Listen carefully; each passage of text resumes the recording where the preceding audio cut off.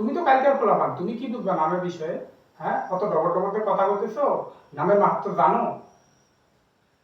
না মাসি, সত্যি বলছো, আমি নামের মাহাত্ম জানি না, কারণ আমার বয়স হয় নাই। কিন্তু একটা কথা কি মাসি, আমি আয়ুর্বেদের ব্যবসা করতেছি তো। আয়ুর্বেদে, আয়ুতে জীবন বেদে বিজ্ঞান, এইখান থেকে জীবনের কিছু গল্প বুঝছি, সেই ব্যাখ্যাটা মাসি আমি তোমার দিতেছি।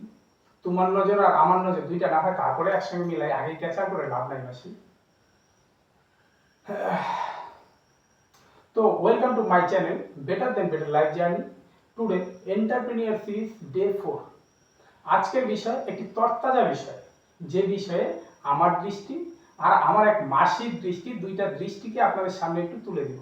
তো এখান থেকে দর্শক বন্ধু দেখি এন্টারপ্রেনিয়ারের জীবনে আমি কি শিখলাম জীবন থেকে, আপনারা একটু দেখে মিলিয়ে নিন। তো গত কালকের ঘটনা, ঘটনা আমি নাম বলবো না, ঘটনাটা কোন জায়গায় সব ততটুকু বলে দিচ্ছি। কলকাতায় আমি গেছি একটা রুগী দেখতে, ফোন আসছে, রুগী দেখতে গেছি। রুগী দেখতে যাওয়ার পর আমাকে 15 থেকে 16 মিনিট বসায় রাখছে সময়। তখন 3টায় গেছি, মোটামুটি 3টা 17-18 মাসে এসে প্রবেশ করলো।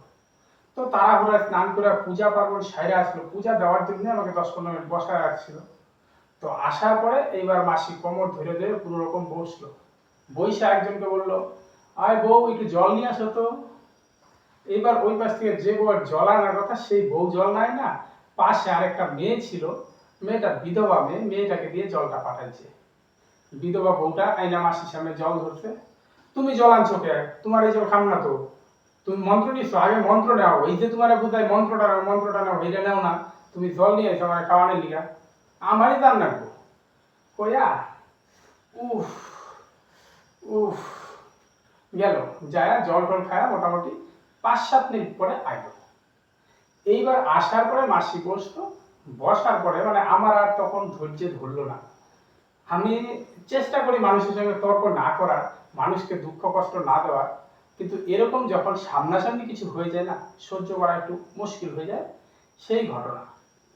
তো মাসি আসার পরে মাসিকে বললাম, মাসি তুমি এই মেয়েটার হাত থেকে জল খাইলে না কেন মাসি? কয় এগুলা তুমি বুঝবা না, ওরে কবে থেকে ওই দিন মন্ত্র নেওয়া, জামাই ডেরে খাইছে, জামাই ডেরে খাওয়ার পরে কইতেছি মন্ত্র নেওয়া, তাও নিতেছে না। আগে মাসি তুমি তো মন্ত্র টন্ত্র নিছো, দীক্ষা শিক্ষা? হ্যাঁ আমার দীক্ষা শিক্ষা সবই হয়ে গেছে, এই যে দেখো না গুরুর কাম করে এলাম। আচ্ছা, চট করে আমার মুখ দিয়ে বের হয়ে গেল, মাসি তুমি যে ঠাকুর ঘরে পূজাটা দিয়ে আসলাম, তোমার পূজাটা ওই ঠাকুরের কাছে পৌঁছাইলো না মাসি। তুমি মনে খারাপ পাবে না, আমি এটা তোমার সরাসরি কইতে বাধ্য হইলাম। বাস, এটা কইলাম না, মহাভারত একেবারে শুরু করে দিলাম। তুমি হেদিনের ফলাফান, তুমি কি বুঝবা ধর্মের সম্বন্ধে? তুমি কি বুঝবা? হ্যাঁ, ডাক্তারি করো, ওষুধ দেওয়ার চুপচাপ ওষুধ দাও, তুমি অত কিছু কভার দেবে না। সেদিনে ফলাফান তো খুব বড় বড় বাইরে মুখ দিয়ে, তাই না? ঠিক আছে, মাসিক ঝাড়ন খাইলাম, মোটামুটি 10 মিনিট ঝাড়ন খাইলাম। 10 মিনিট ঝাড়ন খাওয়ার পরে এইবার আমি আস্তে করে ওই যে ওই আশপাশের লোকজন টুকটাক সবাই জমা হয়ে গেছে। তো লোকজন জমা হওয়ার পরে এবার আসরটা বেশ একটু জমজমাট হয়েছে। জমজমাট হওয়ার পরে আমি মাসিকে ছোট্ট করে খালি দুইটা কথা বললাম, মাসি এই পৃথিবীতে তুমি আছো, এই পৃথিবীতে যে তুমি আছো, এই পৃথিবীতে তুমি আইছিলা না তোমাকে আনা হয়েছে? মাসি চায় রয়েছে। আগে মাসে আয়ুর্বেদের দৃষ্টির থেকে, আমি তোমার ধর্মকর্ম সত্যিই বুঝি না, আমি হিন্দু ঘরে জাস্ট জন্মাইছি, কিন্তু হিন্দু ঘরে জন্মানোর পরে আজকের দিনে যেটা সত্যি কথা মাসি, আমি চাচ্ছি হিন্দু ঘরের থেকে কি করে বাইর হওয়া যায়। আর আমার চেষ্টা এটা সম্পূর্ণ থাকবে যদি উপরওয়ালা আমার সঙ্গে সহায় থাকে, আমি সত্যি হিন্দু ঘর থেকে বেরোবো। কারণ এই পৃথিবীতে হিন্দু মুসলিম জৈন খ্রিস্টান যত ভেদাভেদ আছে, আমি মন্ডল, অমুকে রায়, এইটা আমার বাড়ি ওইটা তার বাড়ি, এগুলা হচ্ছে প্রত্যেকটা এক একটা রোগের কারণ। বন্ধু, এই পৃথিবীতে হিন্দু মুসলিমের প্রয়োজন নাই, এই পৃথিবীতে প্রয়োজন হচ্ছে মানুষের। তো সেটাই আমি মানসিকে ডাইরেক্ট বললাম যে মাসি আমি হিন্দু ঘরে জন্মাইছি, কিন্তু হিন্দু থাকতে চাচ্ছি না, আমি এখন একটু মানুষ হইতে চাচ্ছি। তো তুমি কি এই পৃথিবীতে আইছিলা? না, আমি আইছিলাম না মানে, আমার আগের কর্মের ভালো কর্ম ছিল যার জন্যই এই পৃথিবীতে আমি আইছি, মানুষ হয়ে আইছি। যদি আগের জন্মের কর্ম ভালো না হইতো তাহলে মানুষ হয়ে আইতাম না, জানো শাস্ত্রে আছে। আগে ঠিক আছে মাসি, শাস্ত্রে আছে। তো তুমি জীবনে যে শাস্ত্রকে দেখছো, আমি আয়ুর্বেদে আগে তোমাকে বলি, তুমি একজন ডাক্তারকে ডাকছো তোমার এই দেহটাকে ভালো রাখার জন্য, তোমার এই দেহের মধ্যে কি কি রোগ আছে মাসি, এবার রোগের গল্পটা সারো তো, পরে আমরা ধর্মের গল্পে যাই, কারণ আমার সময় কম আছে, তো আগে রোগটাই বলো। তো এবার মাসি বলতেছে, না তুমি যেটা বলতে হেডে আগে কও। আগে না মাসি, তুমি আগে রোগটা বলো তো, তোমার কাজটা আগে সাইরে নিন। তো মাসির আমি হাইট, ওয়েট, সঙ্গে ব্লাড প্রেশারটা একটু চেক করলাম। চেক করার পরে মাসি কইতেছে, আমার রাত্রে ঘুম হয় না, মাথা দিয়ে খালি গরম ভাব বাইরে, কি জানি একটা পিপির করে পিঠ দিয়ে নাইমা করে পায়ের মধ্যে যায়, খুব জ্বালা পোড়া হয়, পায়খানাটা ক্লিয়ার হইতেছে না। তার সঙ্গে হয়েছে কি, সারাক্ষণই কেমন যেন শরীরে একটা অস্থির অস্থির ভাব কাজ করে, খাবার পাই না। আমি আচ্ছা ঠিক আছে মাসি, তাহলে এটা অ্যালোপ্যাথি চিকিৎসায় গেলে পরে তোমার বিভিন্ন ধরনের পরীক্ষা নিরীক্ষা করতেই হবে, কেননা একটু নার্ভের সমস্যা একটা দেখা লাগবে, তোমার ওই যে খাওয়া দাওয়া হজম টজম হয় না, একটু লিভারটা ভালো করে চেক করা লাগবে। তো এইসব পরীক্ষা নিরীক্ষা, তো আমাদের তো আয়ুর্বেদিক চিকিৎসা, প্রাচীনকালের চিকিৎসা, অত পরীক্ষা নেই। এইবার আমি তোমার গল্পে আসি। এই পৃথিবীতে থাকতে হলে মাসি, এই দেহটা হচ্ছে একমাত্র মন্দির, তার বাইরে যে ঠাকুর ঘরে তুমি পূজা দিচ্ছ, সত্যি সেই ঠাকুর ঘরে কোনো ভগবান নাই যদি তোমার মনের ভিতরে বিশ্বাস না থাকে। আর মনের ভিতরে বিশ্বাস থাকলে সেই ঠাকুর ঘরের পূজাটা অবশ্যই তোমার কাজে লাগবে। আর 2 নম্বর গল্প মাসি শোনো, আজকের দিনে তোমাদের সম্প্রদায় বলতে, আমাদের সম্প্রদায় বলতে যে কোনো সম্প্রদায়, বাড়িতে আমরা একটা ঠাকুর ঘর ভালো করে টাইলস ফাইল দিয়ে বসাই, বাড়িতে কোন রকম দিন আইনা দিন খাওয়ার পরে ঠাকুর ঘরে একটা বসাই, বসানোর পরে আশপাশ থেকে যখন বাড়িতে কোনো আত্মীয় ঘুরতে আসে না মাসি, তারে খাওয়া দাওয়া যাই কিছু করাই, তার সঙ্গে একবার অবশ্যই এটা করি যে আসো দেখে দাও, আমার ঠাকুর ঘরটা দেখে দাও, আয়ো দেখে দাও। ও না যাইতে চাইলেও ওরে হাত ধরে টাইনা নিয়ে যে ঘরটা টাইলস ফাইল দিয়ে সুন্দর করে ঠাকুরের জন্য বসাইছি, সেই ঘরটাকে দেখায় দিই একবার। ওর দেখার ইচ্ছে না থাকলেও ওকে দেখায় দিই। আর দেখানোর মনে, তখন মনের মধ্যে একটা গল্প কোনো না কোনো জায়গায় মধ্যে বাস করে, যে এই যে দেখো আমি ঠাকুর লিয়ে কত সুন্দর জায়গা বানাইছি। মাসি, এই দেখানোর মাঝখানে কোনো জায়গায় অহংকার প্রকাশ পায়, এটা কি তুমি জানো? ওই লোকটার বাড়িতে হয়তো ঠাকুর ঘর এরকম নাই, কিন্তু তুমি তার এনে এরকম একটা ঠাকুর ঘর দেখাই দিচ্ছ, ওর মনে কষ্ট হইতেছে যে ইস, আমার যদি বাড়ি থাকতে তাহলে আমার টাইনে না দেখাইতো না। বা তুমি ওই যে দেখাইতেছো ঠাকুর ঘরটা পূজা দেওয়ার জন্য বানাইছো একটা নীরব স্থান, ওটাকে দেখানোর কি আছে? এইখানে কি মাসি কোনো জায়গায় অহংকার প্রকাশ পায় না? সবচেয়ে বড় গল্প, তোমার একজন জল নিয়ে আসলো, মাসি দেখো আমি তো ওষুধের ব্যবসা করতেছি, এই ওষুধের ব্যবসায় আমার এইটুকু অভিজ্ঞতা আছে। একটা লোক পাইছিলাম সরাসরি, মানে তুমি না ঠিক তোমার মতোই পাইছিলাম, যে লোকটা ধর্মকর্ম করত, কিন্তু শেষ বয়সে যখন শয্যাশায়ী হচ্ছে, 2 বছর বিছানায় পড়েছিল। 2 বছর যখন বিছানায় পড়েছিল, ওর ছেলে মেয়ে ওরা কেউ দেখেনি। যখন ভালো ছিল কারোর হাতে খাইতো না, কিন্তু যখন বিছানায় 2 বছর পড়েছিল না, যে যা দিত তাই তার খায় বাইচা থাকতে হইতো, এক মুঠ খাওয়ার জন্য কানতো। আমি মাঝে মধ্যেই যাইতাম, ওষুধপত্র দিতাম, তো তখন কইতো ডাক্তার খাই নাই খিদা, ডাক্তার ওষুধগুলো খাইলে মাথা ঘুরাবো না তো। আমি খাও নাই মানে কি কইতেছো, তোমার খাওয়া কেউ দেয়? হাও হাও করে কানতেছে। আমার ছেলে একবার ওয়া দেখে না। আপনার ছেলেটা আপনার দেখে না? যখন আপনি ভালো ছিলেন তখন আপনার ছেলেটা মন দিয়ে দেখছিলেন তো? না, আমি যতদিন ভালো ছিলাম আমি ধর্ম করছি, আমি কারোর হাতে খাইনি, এখন বিছানায় পড়ছি। এইবার মাসি, এই যে লোকটা না সারা জীবন এইভাবে বাইচা চলছে, কিন্তু শেষটা আগামীকালটা আপনারা আর আমরা কেউ দেখি নাই। আমাদের পরিণতি কি হবে না হবে। আর এই যে বললেন না আপনার ভালো কর্মের জন্য পৃথিবীতে মানুষ হয়ে আইছেন, এমনটাও হইতে পারে যে আগের জন্মে আপনার কোনো একটা ফল, যেটা আপনার ভোগ ছিল, সেই ভোগটা আগের জন্য কমপ্লিট হয় না, এই জন্য আপনারা আবার রিপিট পাঠাইছে যে নে তুই মানুষ জন্মে যা, আবার এই ভোগটারে পুরো কমপ্লিট করে আয়। আপনি কিছু ভোগ করতে আসেন নাই আরামে, আপনি আগের জন্মে যেটুকু বাকি ছিল আপনার পাপের ওইটুকু সারতে আইছেন। এটা আমার দৃষ্টিতে, আমার আপনার দৃষ্টি তো আলাদা আছে। এবার আপনি শোনো, নামের মাহাত্ম তুমি বুঝবা না, তুমি তো পোলাপার মানুষ। আগে হ্যাঁ আপনি দেখুন একটা নামের মাহাত্ম কোন মাসে, এটাই না হয় আপনি কি শুনি।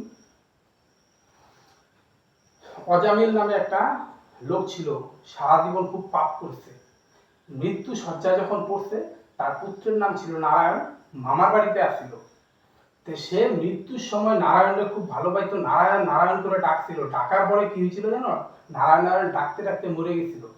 মরার পরে এইখানে যমদূত আইছিল নিতে, আর সঙ্গে আবার ওই নারায়ণের যে দূত আছে তারা আইছিল তারা নিতে। এই যমদূত আর নারায়ণ দূতের মাঝখানে পুরো ক্যাচার লেগে গেছে। যমদূত কইতেছে কয় সারা জীবন পাপ করছে আমরা নিব, আর নারায়ণের দূত কইতেছে না, এ তো মরার আগে নারায়ণরে ডাকছে, আমার ভগবানের ডাকছে এরে আমি নিব। শেষে কিন্তু ওই নারায়ণের দূত তারা নিয়ে গেছিল, শুধু নামে তারা উদ্ধার করে দিয়েছিল। আমি কি মাসি ঠিক আছে, আপনার গল্পটা শেষ হয়েছে, প্রসঙ্গ শেষ হয়েছে? হ্যাঁ, নামের মাহাত্ম্য এত আছে। আমি ঠিক আছে মাসি, এইবার কথা হচ্ছে তোমার এইটার মধ্যে না আমার একটা জিনিস ক্লিয়ার নাই।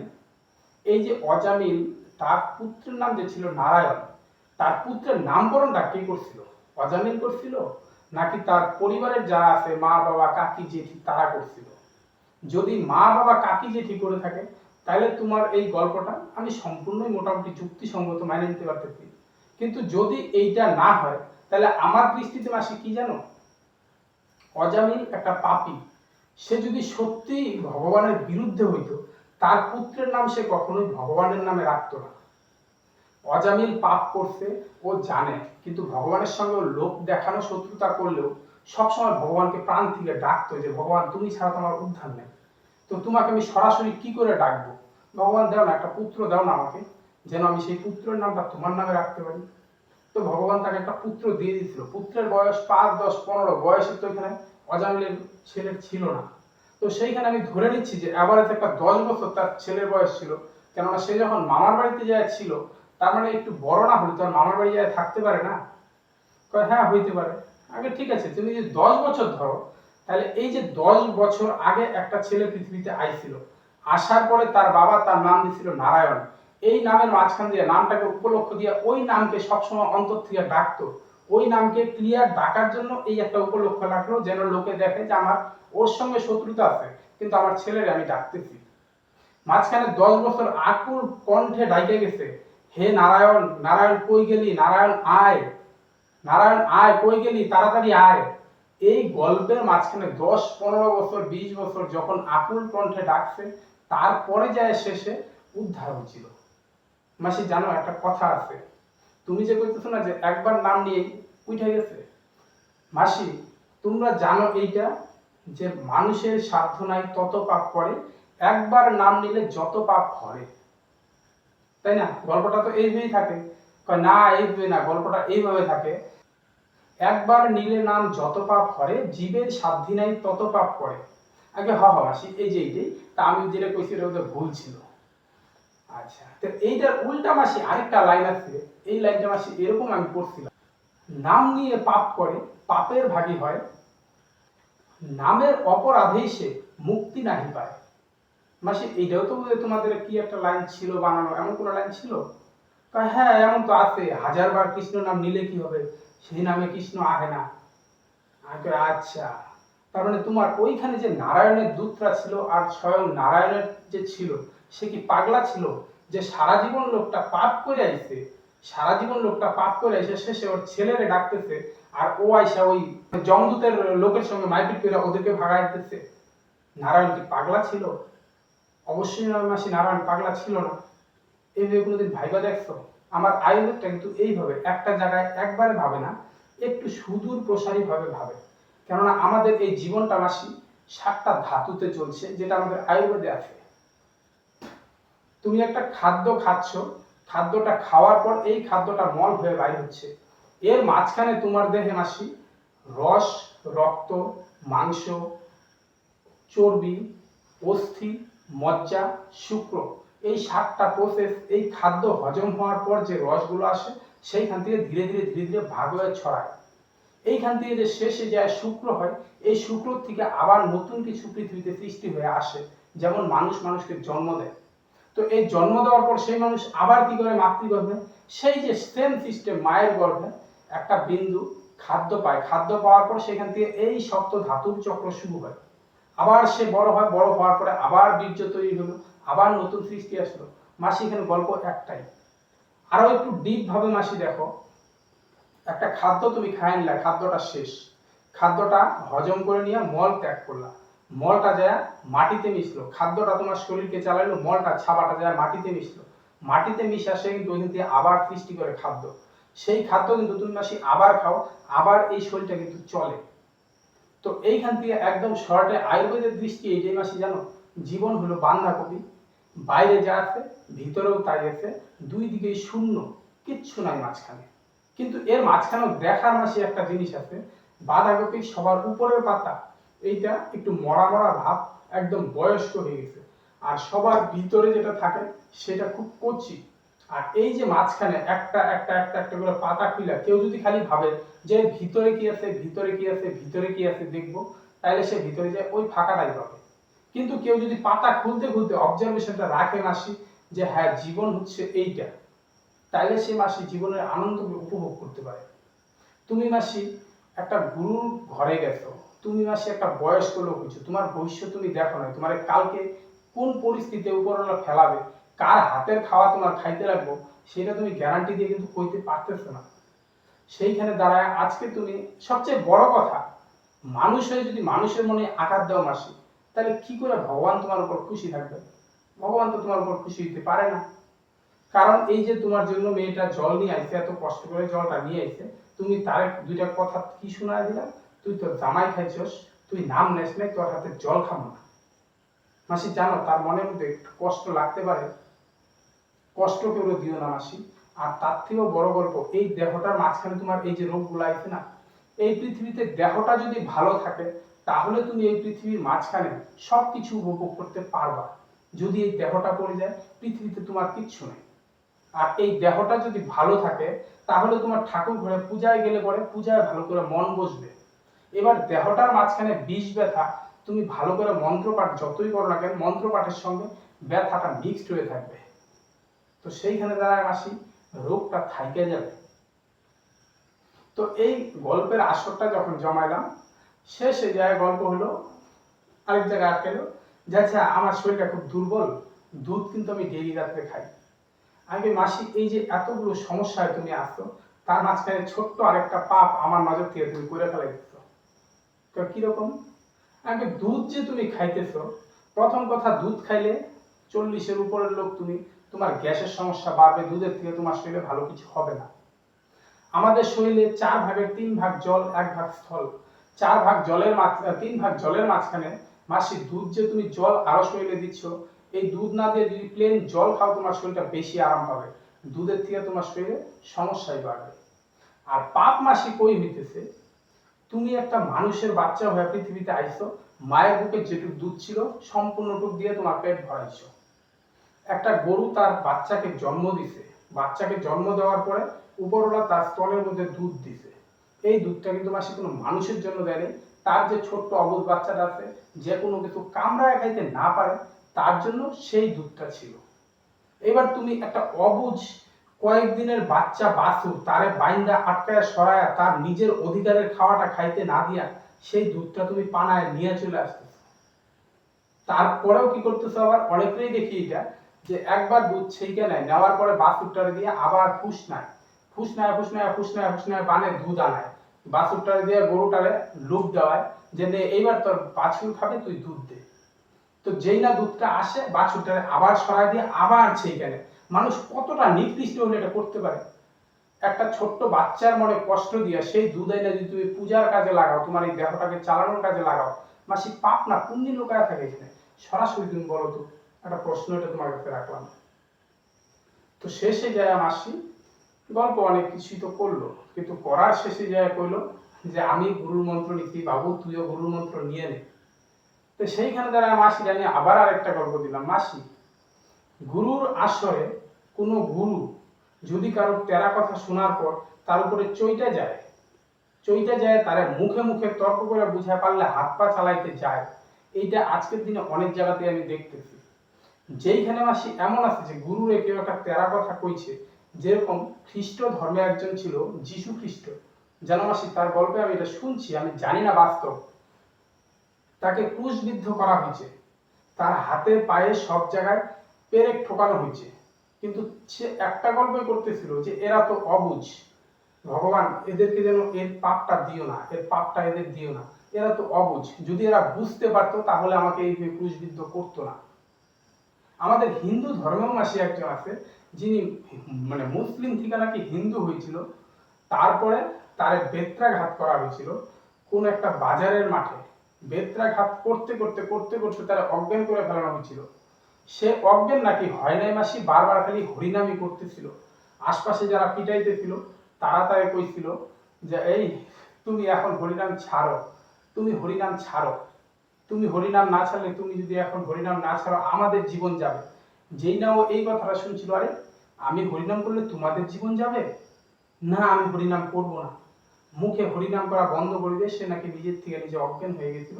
তারপরে তারে নিয়ে জলে ফেলা দিছিল। মাসি আমি ঘটনাটা কার সেই নামটা তোমার কইলাম না, নামটা বোধহয় তুমি বুঝতে পারবা, কারণ আমি তো সবার নাম জানি না মাসি। আমি আয়ুর্বেদ নিয়ে চলি, আমি আয়ুর্বেদের সহজ জীবনকে দেখি। এই পৃথিবীতে আমি কিছু নিয়েই নেই, কিছু নিয়ে যাবো না। এবার এর মাঝখানে মাসি যতক্ষণ আসি, প্রতিটা নিঃশ্বাসের সঙ্গে ভিতরে কিছু যাইতেছে, নিঃশ্বাসের সঙ্গে ভিতর থেকে কিছু বাইরে আসছে, কিন্তু দুইটা রূপে মাসি অন্তর হইতেছে। এই যে দুইটা রূপে অন্তর হইতেছে, মাঝখানে যে আমি বাইচে আছি, এইটাই উপরওয়ালা দেওয়া অসীম কৃপা। এই পৃথিবীতে মাসি আমি সত্যি কিছু করতে পারতেছি না, কারণ আমি কি করব? আমি একটা খাবার খালি মুখে তুলে দিতেছি, তারপরে শরীরের যা কাজ সে নিজেরটা নিজে করতেছে। খাবারকে হজম করাইতেছে, রক্ত তৈরি করতেছে, তোমার হার্টবিট চালাইতেছে, তোমার নিঃশ্বাস চালাইতেছে, এমনকি তোমাকে ছোট থেকে বড় করতেছে, একদিন তোমাকে মাইরাও ফেলাবে। তো এইখানে আমি মাসি কি করবো জীবনে কত? আমি জীবনের কিচ্ছু জানি না মাসি। তবে তোমার করজোরে আমি একজন আয়ুর্বেদ চিকিৎসকের অনুরোধ করবো যে তুমি এই ভুলগুলা সরাসরি কোনো মানুষের মনে দুঃখ দিও না, কথাটাকে ঘুরাইয়া বলো। আর শেষে আমি মাসির কাছে ক্ষমা চাই নিলাম, মাসি তোমার যদি সত্যিকারের ধর্মে আমি কোনো মানে আঘাত করে থাকি, ভুল কিছু মনে করো না, কারণ আমি তোমার ছেলের বয়সী। না রে বাবা, তুই ছেলের বয়সী হইতে পারস, কিন্তু তুই যা কইলি বাবা আমি সবসময় মনে রাখবো রে, দাঁড়া সব সময় মনে রাখবো। তো এই ছিল গল্প। ওইখানে আসর শেষ করলাম, একটা রুগী দেখতে গেছি, একে একে 7 জনকে রুগী দেখে আসছি।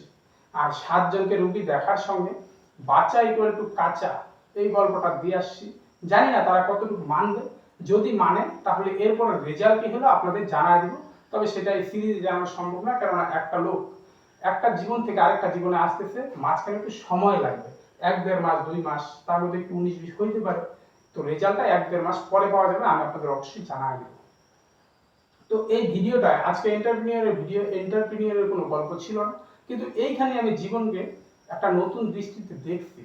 তো যদি আপনারাও কিছু দেখে থাকেন, তো প্লিজ একটি লাইক, একটি কমেন্ট, একটি শেয়ার, সঙ্গে ওই যে কি একটা আছে না বাধায় দেওয়ার মতো, একটু বাধায় দেন। তো ভালো থাকবেন।